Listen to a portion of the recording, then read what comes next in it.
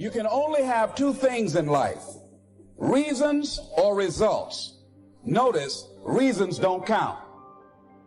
Folks will always point out reasons on why they're not living their dream, on why they're not manifesting their greatness. They will always be able to point those things out, but none of those things count. The only thing that counts are results. And results don't lie, ladies and gentlemen. They tell it all. Judge a tree by the fruit that it bears, not the ones that it might talk about, not the ones that it might wish for. So let us look. I think that all of us are committed. But I think that some of us are producing results in our lives that level of commitment brings that we particularly don't like or find distasteful. I don't think that as a participant in life, you cannot be committed. You're either committed to mediocrity or you're committed to greatness. You're either committed to being productive or you're committed to being non-productive. You're committed to being happy or you're committed to being unhappy. See, whatever you're doing, however you spend your time, that tells you who you are. So think about what it is you like to create in your life experience. Once I look at how you commit your time, once I do an evaluation on how you spend your time, I can tell you exactly what you're committed to. People that say they have dreams or want to open a business or want to do something differently than what they're now doing, they don't like their jobs, they're unhappy, they're unfulfilled. People who say they want to improve their income level, look at how they spend their time. How they spend their time, the commitment of their time, how they use that will really tell the truth.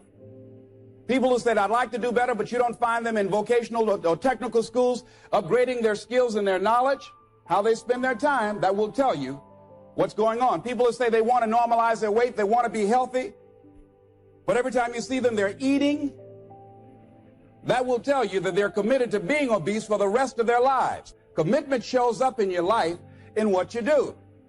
On the other hand, you can make the commitment to your life that you don't like the results that you have and that you're going to do something about it.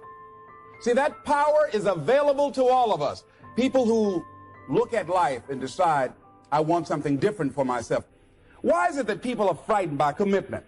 Because when you say the word commitment, that intimidates a lot of people. Why? Because it means you have to deliver. See, most people, you ask them, hey, look here, I'd like for you to do this. They'll say, I'll try. I'll try means that is my escape clause. When I don't come through, it's really a polite no. I don't have the courage to tell you no, so I'll tell you I'll try. There's no such thing as try. So most people like to use that language. They don't want to commit themselves because commitment means, among many things, no excuse is acceptable. That's what it means, no excuse. That if you decided that you're going to do this, if it becomes hard, then do it hard. If it's difficult, so what?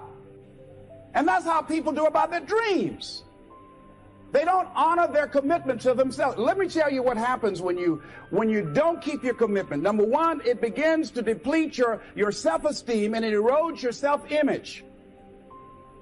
It weakens your faith in yourself. You don't feel good when you don't keep your commitments. The other thing is that you begin to develop weak relationships with people. People begin to realize they can't depend upon you. They can't rely on you because you won't keep your word. You've established that kind of reputation. Just think, what would your life be like if you decided to keep your commitments? Let's do it for a commitment to make it a 7-day commitment and find out what your life will be like. Let me tell you what, if you follow it through, if you keep your commitment to the commitment, at the end of the 7 days, you'll feel strong and powerful. Because by honoring your commitment, each time that you do, that empowers you. So I'm suggesting, number one, commit yourself to live in the present. Many of us are not able to move forward and develop and manifest our greatness because we spend so much time looking back or worrying about the future. Seize the moment. See, you cannot go into the future and manifest your greatness when you have various things in your life that's blocking you. Let's look at how we can begin to keep our commitments. Remembering what Dr. Robert Anthony said about results. when you keep your commitments, you're able to produce some different kinds of results in your life. So how can we keep our commitments? And do we keep all commitments? No, we don't. You will not be at 100%. However, you will have a greater percentage rate of maintaining your commitments to yourself, whatever those things might be.